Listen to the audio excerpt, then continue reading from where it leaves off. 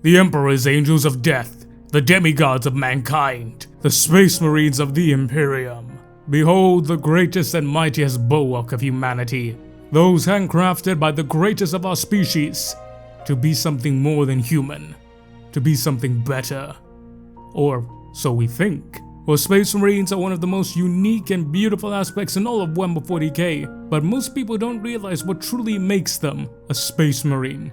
It is not their armor, it is not their tactics, it is not their weapons, it is not even their enhancements. There is one thing above all that makes a Space Marine truly a Space Marine, and in my opinion, defines 40k as an IP. And that is what a Space Marine makes you feel. That is what a Space Marine does to you on a truly primal level. That is transhuman dread. And in today's 40k lore video, ladies and gents, we're going to be covering that, what it truly means, and every goddamn thing in between. So strap in, buckle up, and let's get cracking on with today's video. Hey, hi, Brad here. Before we get into today's video, I have a small request to ask of you guys. Some of you may have noticed that the channel has not been doing too hot recently, and it's just one of those things that happens. Things go up, things go down, you know? But if I could just ask you a favor, before you guys continue watching through this video, if you could just like, comment, and share the video. And I know I do say this, but I generally mean it, even if it's just commenting something like, here's a comment for a comment, or whatever, man. So, I'd appreciate it. And thank you guys just for being here and watching this. But enough of my bitching, on to the video. So first thing first, what on earth is transhuman dread?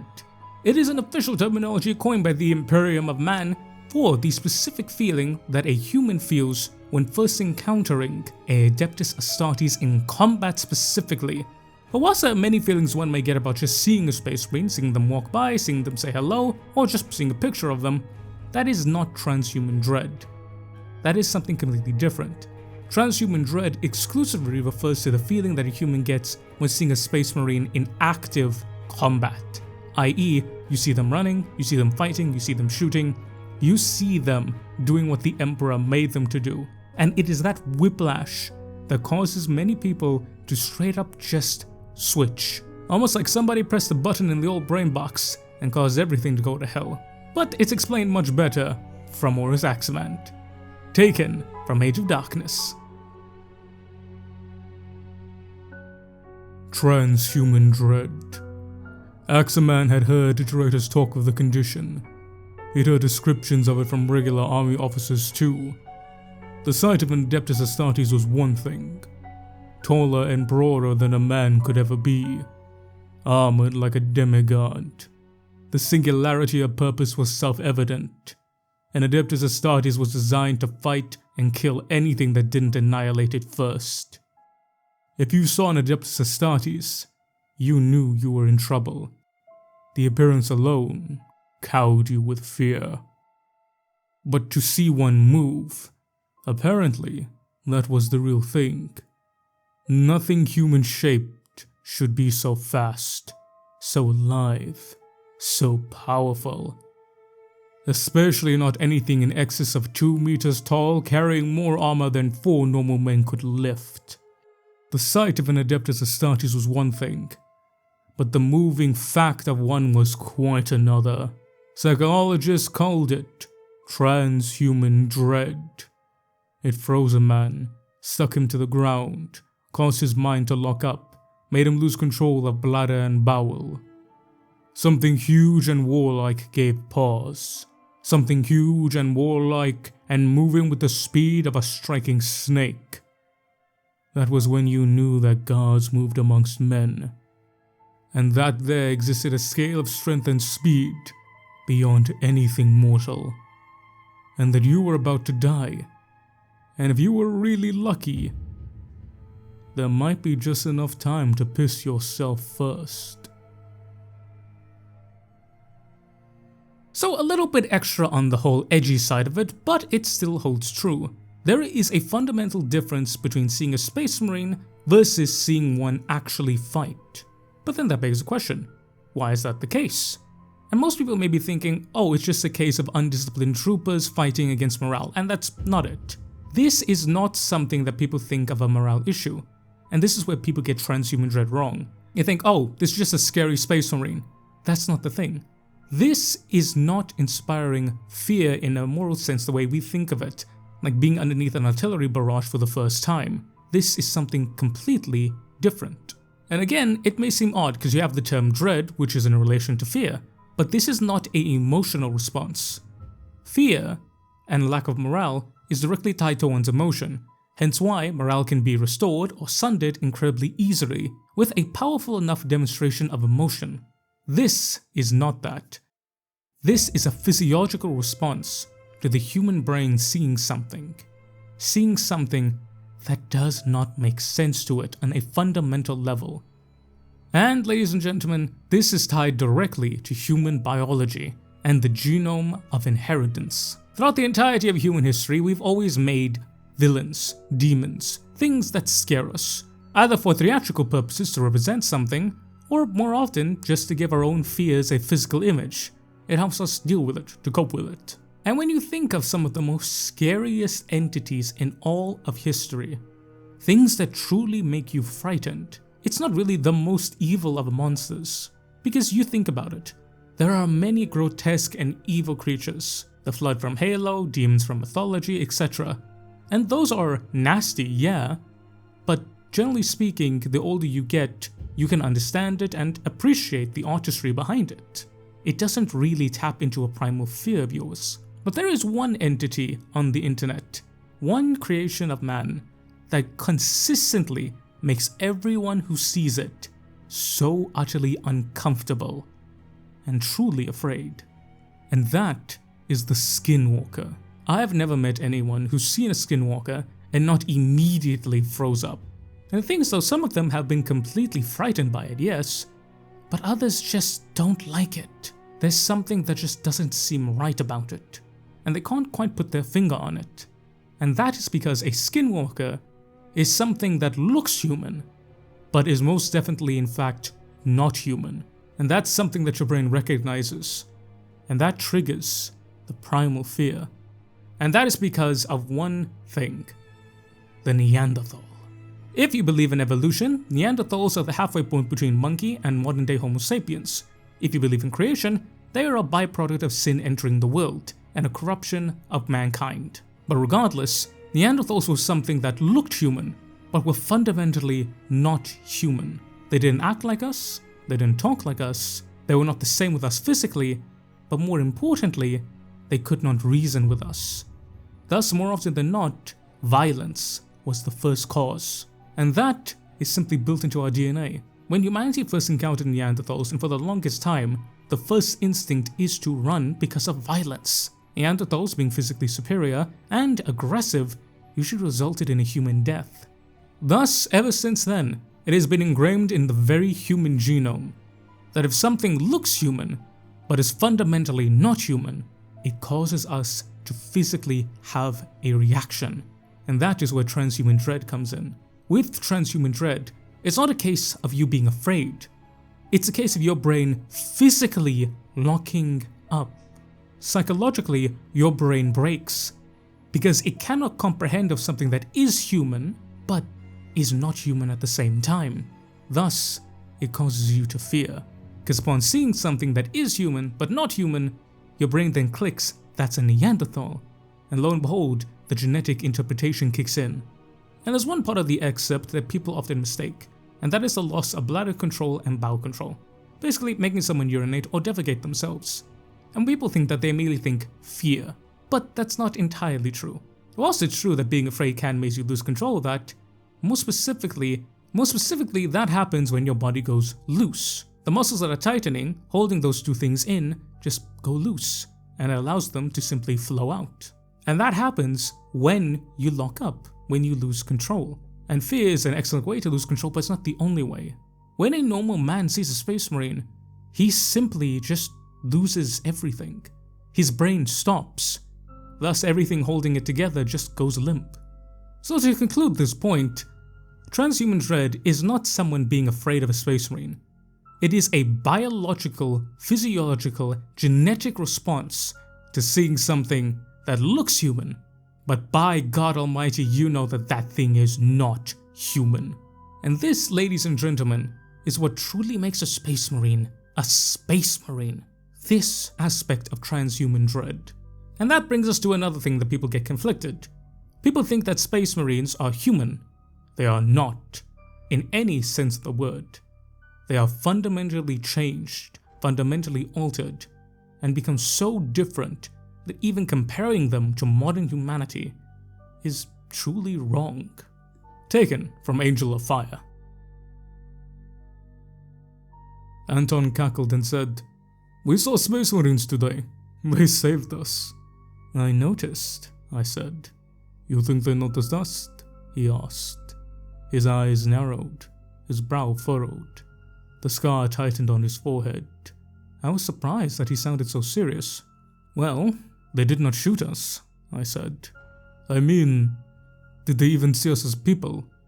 Will they remember us and think, yeah, we saved those godsmen on Karsk?" I thought about the fierce, savage face of the Death Spectre. I remembered the controlled, killing fury in those cold, black eyes. I remember the way he grunted when I had spoke to him. The Emperor's Angels. I've heard the Space Marine chapters called. There seemed very little angelic about them to me. I thought Death Spectre is an entirely appropriate name. They certainly looked like manifest death to me. And they have proved themselves to be, to all those they encountered on the field of battle. Among the bodies down there, among all the thousands of casualties, I had not seen one encased in ceramite armor. I doubt it. Ivan nodded and scratched his metal cheek. It made a nerve-jangling, grinding sound. "Like mortal gods," he said. "Something out of scripture come to life." He sounded uneasy, and that too was understandable. It's all very well hearing legends and heroic tales. It's another thing to find one of those legends standing in front of you, wielding a bolter and filled with righteous fury. The uncomfortable thought slid into my mind. What if the Death Spectre had decided I was one of the Emperor's enemies? He would have killed me on the spot, and there was absolutely nothing I could have done to stop him. Space Marines have a way of making you feel your mortal insignificance. I was glad they were on our side, but I was not sure I wanted to be that close to one ever again. Anton, as ever, chose to give voice to his own reveries. "You know, I don't think they're like us at all." "They are certainly not like you," Ivan said. "I mean it. I think they have no more in common with us than orcs do." "That's not true. They were men once." "If the tales are true, once, Leo. Not anymore." I looked into one's eyes. It was not like looking into a man's eyes at all. And I don't think he looked back at me and saw someone who was the same species as him. They live forever, you know. "They don't. Just longer than us, if they're not shot." "Yes, but they have a gene seed in them that is passed on from one to another. That lives forever. Some of them must be carrying seeds that date back to when the Emperor walked among men." The Adeptus Astartes are fundamentally not human, and many times you may hear many people, myself included, refer to them as super soldiers. And that is just a quick and simple, easy way to describe them, and generally speaking, it's not that entirely wrong, from an outside perspective. But when you truly understand what a Space Marine is, you realize that that is not an appropriate way to describe them. Super soldier inherently refers to a human that has been enhanced. And whilst technically that is what a Space Marine is, there is no other super soldier in any type of faction or fiction that is quite like a Space Marine. While most super soldiers, they are given enhancements, they are given powered armor usually, and they are made something more than man. But they're always human at their core. A core element to their struggle is trying to maintain their humanity despite these extra human abilities. Think Spartans from Halo, or the Witches from the Witcher series. Their whole point is that they struggle with the fact that they are human, but anything but human at the same time. That is where their conflict comes from. Space Marines, however, are completely, totally, and utterly abandoned from that idea. Space Marines are not human, and they know it, and they love that. There is no conflict with a Space Marine about being human. Even the Salamanders, the most human of all the Space Marines, know that they are not truly human, and they accept that. And the reason why this is because of what truly makes a Space Marine a Space Marine. And it's not any of the things that we think of. It's not any of the things that make a normal super soldier a super soldier. Let's deconstruct that. Powered armor. Powered armor does not make a Space Marine a Space Marine. There are plenty of people in the Imperium who have powered armor, noble retinues, inquisitors, etc. And in some cases there are trained soldiers with powered armor, but that doesn't make them anywhere near a Space Marine. In fact, we've seen Space Marines fight people in powered armor, and the Space Marine wins 100% of the time, because he's a Space Marine. Gene enhancements. Again, no. There are plenty of people in the Imperium that have genetic augmentations. Genetic augmentations and gene enhancements are not some type of close-guarded secret kept by the Adeptus Terra. There is a whole hive gang, Clan Goliath, on Necromunda itself, whose whole shtick is genetic augmentation and making them incredibly strong. We know for a fact that humans can achieve genetic augmentations superior to that of a Space Marine in terms of sheer, raw physical strength. And we've seen Space Marines have to fight these bastards. And again, they win, because they are Space Marines. Some of you may be thinking, well, that's because of their training. They've been trained from near birth to be nigh impeccable, nigh immortal killing machines. Again, no. The Sisters of Battle, the Militarum Tempestus, the Schola Progenium, countless guard regiments, and even the Ecclesiastical Templars, all of these are taken from near childhood and trained purely to be killing machines of zealous faith and immense worth. And even then, when these entities fight Space Marines, yeah, they have a better time than most, but a Space Marine is still gonna win, because they're a Space Marine. Oh, and that's because no one's tried combining all of them together. But again, that's wrong. Chaos, time and time again, has done types of genetic mutation, trying to equip its soldiers with armor and give it training that breaks psyches, and the result is just a frail imitation and comparison of what a Space Marine is. Oh, but that's just Chaos, I hear you say. The Imperium has tried it multiple times, the most famous example being the Clan Warriors. Again, things that look like, sound like, may act like a Space Marine, but when push comes to shove, nothing compared to a Space Marine. Hell, the Tau tried to make Space Marines, and again, looks like a Space Marine, sounds like a Space Marine, is in fact not a Space Marine. Throughout the entirety of 40k, there is nothing like a Space Marine. There are many things that can fight a Space Marine and kill a Space Marine, but in truth, there is nothing like the Adeptus Astartes. A combination of gene enhancements, powered armor, unquestionable training, and one very important factor that make them completely different. Because you can give a faction power armor, you can give them gene enhancements, you can give them training from childhood, but there is one thing that no other faction can give to them that a Space Marine has. Nay, that a Space Marine's core aspect is, and that is the purpose of a Space Marine. Space Marines were crafted by the Emperor to subdue humanity. The prime weapons of a Space Marine are a chainsword and a bolter, incredibly effective against mortal men and women, both physically and morally speaking.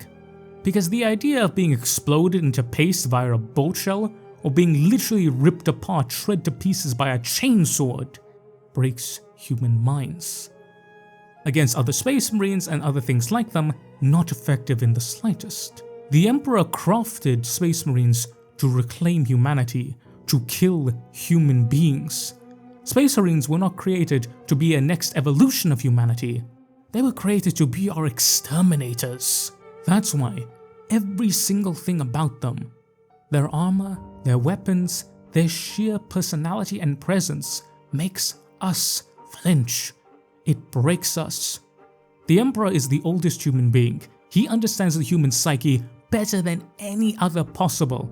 Hell, he was probably alive when there were goddamn Neanderthals still roaming the earth. He is someone who understands human nature. Thus, he made his Space Marines to destroy us. And that is what transhuman dread truly is.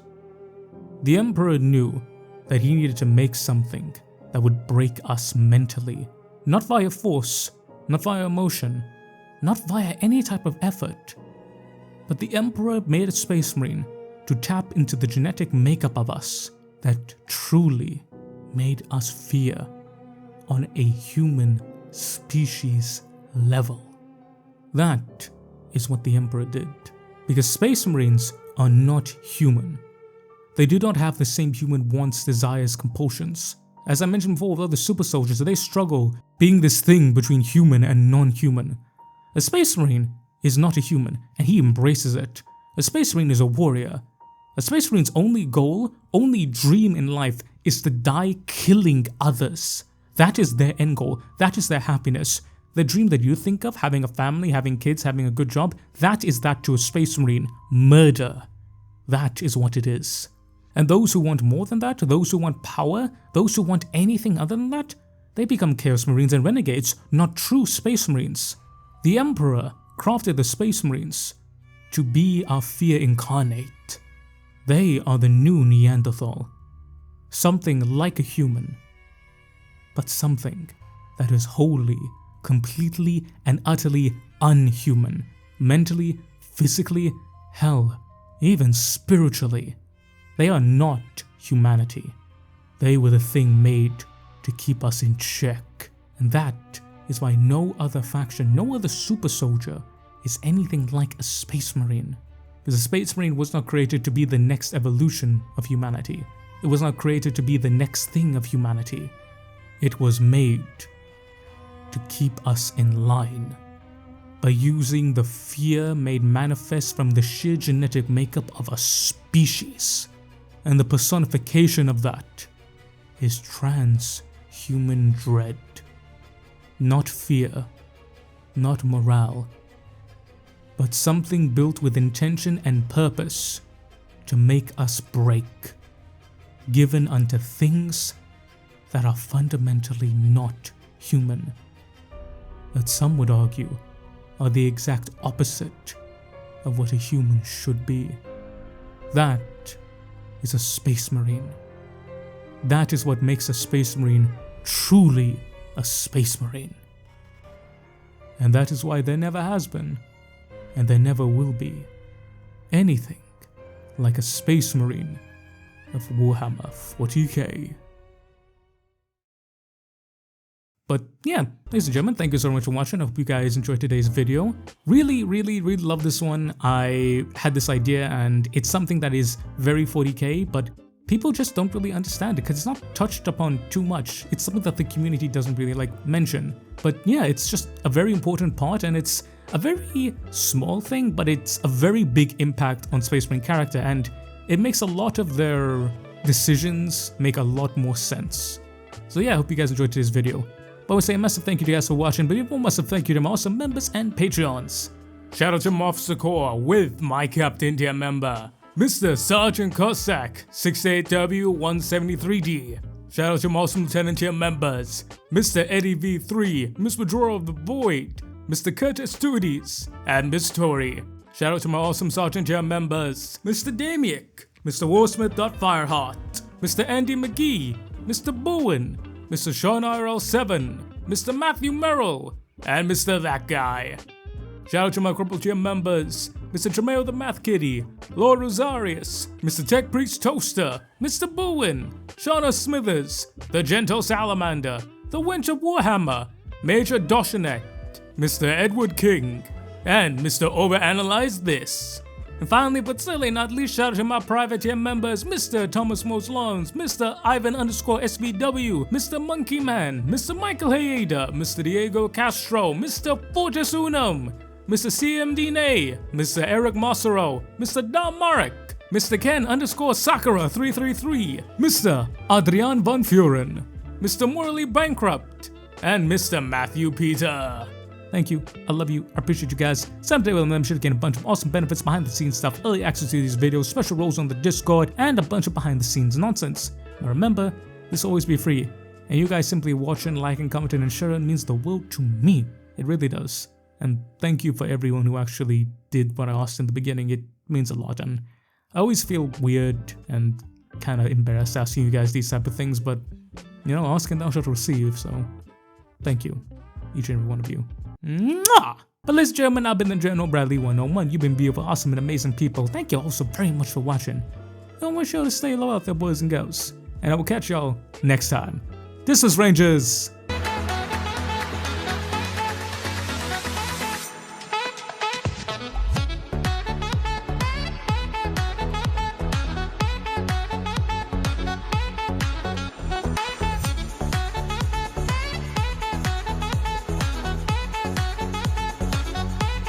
This is super funny because if someone gets afflicted by transhuman dread, that means that their brain just stops. But if their brain manages to restart, they can still be scared shitless by the fact that holy shit, this son of a bitch is running at me. It's fucking funny.